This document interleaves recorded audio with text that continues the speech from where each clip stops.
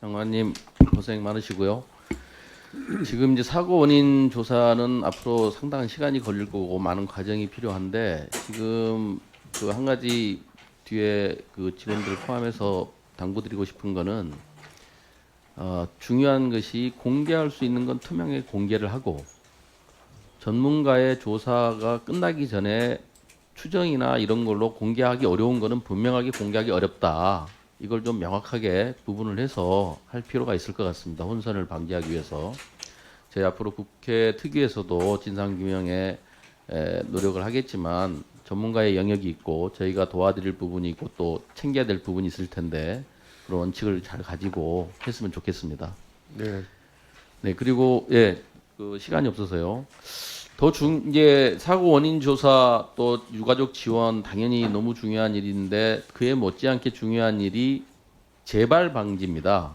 재발 방지여서 지금 많은 우리가 공감을 이룬 규정과 관계없이 또 규정을 보더라도 고쳐야 될 그런 로컬라이저 그 하부 구조 문제라든가 재질 형상 문제는 당장 즉시 하기로 하셨으니까 하시고요.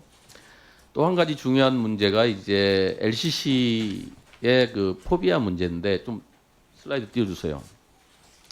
지금 이 제주항공 여객기 참사 이후로 LCC 포비아가 엄청나게 지금 번지고 있고 다음 슬라이드 좀 보여주세요. 지금 그 뭐 도와 여러 언론에 보도가 되고 있습니다만은 많은 여행 취소가 지금 이루어지고 있고 이게 이제 우리 LCC 전체 위기로 연결될 수도 있거든요. 다음 슬라이드 좀 보시죠. 우리 위원장님이 여러 번 말씀하셨지만 지금 LCC가 차지하는 비중이 약 35% 정도 됩니다. 그런데 이게 전 세계 항공사 이 비중으로 보면 우리나라가 유독 좀 높아요. 전 세계적으로 보면 한 15.8%인데 우리나라는 35% 정도니까 상당히 높다. 이례적으로 그런 부분이 있습니다. 다음. 그런데 이제 결국 이 안전성 문제는 운항률 그리고 정비사의 확보율 이 두 가지가 이제 중요한 팩터인데 여러 의원님들이 지적하셨지만 제주항공이 유독 지금 운항률이 높습니다. 아주 특이할 정도로 높습니다. 2017년, 18년 정도로 기억이 되는데 그때 A항공사가 굉장히 잦은 사고가 있었습니다. 인명사고는 아니었지만 지연을 포함하여 각종 정비사고가 빈발한 적이 있었습니다.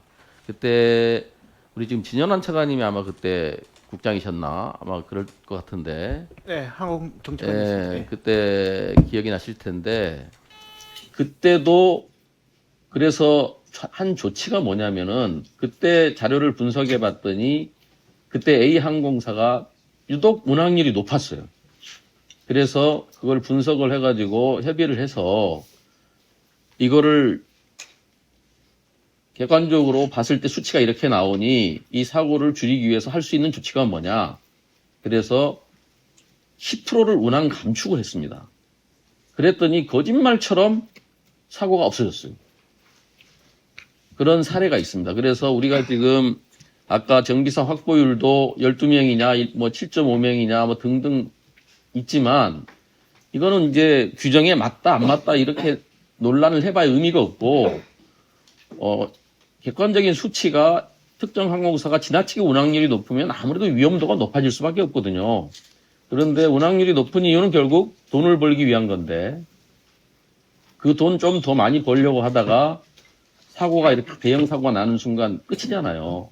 그때도 똑같은 논리로 그때 A 항공사하고 얘기가 됐고 이 항공사가 운항본부가 있고 경영본부가 있고 정비본부가 있는데 정비본부가 약하더라고요. 그래서 수입을 올려야 되는 경영본부나 운항본부의 논리가 세고 더 입김이 세고 정비본부는 거기에 끌려갈 수밖에 없고 그러다 보니까 항상 결과적으로 이렇게 이제 무리한 운항이 발생을 하고 그러다가 보면은 이런 사고가 발생하고 그런 위험성이 항상 있습니다. 그래서 지금 제가 드리고 싶은 말씀은 이제 그때도 우리 진현환 차관이 기억을 하실 텐데 이거는 그 국토부에서 좀 중심을 잡고 당장 조치를 해야 됩니다. 이걸 뭐 또 분석하고 몇 달 뭐 비교해보고 이렇게 할 시간이 없어요. 지금 이 LCC 포비아가 이렇게 번지고 있고 그런데 이거는 즉시 좀 항공사고도 협의를 하셔가지고 제가 보기에는 대책을 내는 것이 LCC 전체의 앞으로의 경영이나 항공 산업을 위해서도 필요한 조치다. 저는 그런 생각이 듭니다. 그래서 한번 살펴보시고 네. 그때 당시에 그 국토부에서 했던 조치도 한번 참고로 살펴보시고 필요하다면 바로 좀 즉시 조치를 하실 필요가 있다고 생각됩니다.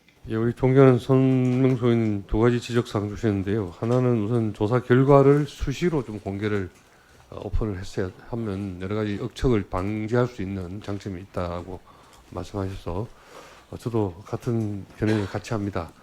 근데 저희가 직접 하는 게 아니고 아까 누님 말씀드린 사고조사위원회, 사고조사단에서 하는 거라서 저희가 좀 요청을 드리려고 합니다.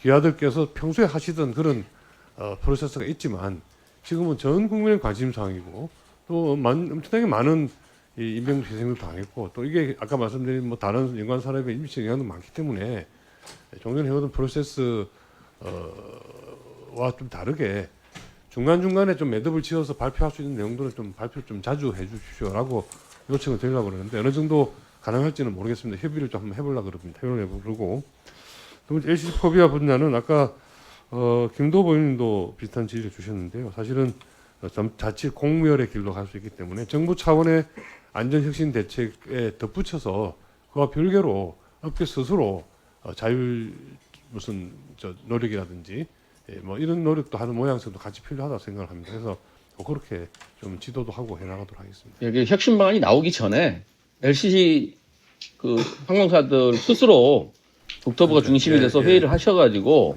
뭐 빨리 조치를 하셔야 나오기 돼요. 전에 넣으면 더 좋고요. 어쨌든 예. 정부가 뭐 강제로 무슨 뭐 규제를 강화한다 뭐 이렇게 하는 모양새보다는 자율적으로 아까 말씀하신 운항 편수를 줄인다든지 또는 뭐 정비를 강화한다든지 하는 노력과 이 국민 신뢰 회복을 위한 이런 조치들을 업계 스스로 먼저 할 수 있도록 그렇게 지도. 네, 마지막으로 그 완전 자율에 맡기면 움직이질 않습니다. 그래서 그때 2017, 8년 때 한번 상황을 보시고요. 지도 감독 조항이 있거든요. 그래서 좀 하시면 제가 보기엔 길이 있다고 보여집니다. 적당한 방법을 동원해서 하도록 네. 하겠습니다.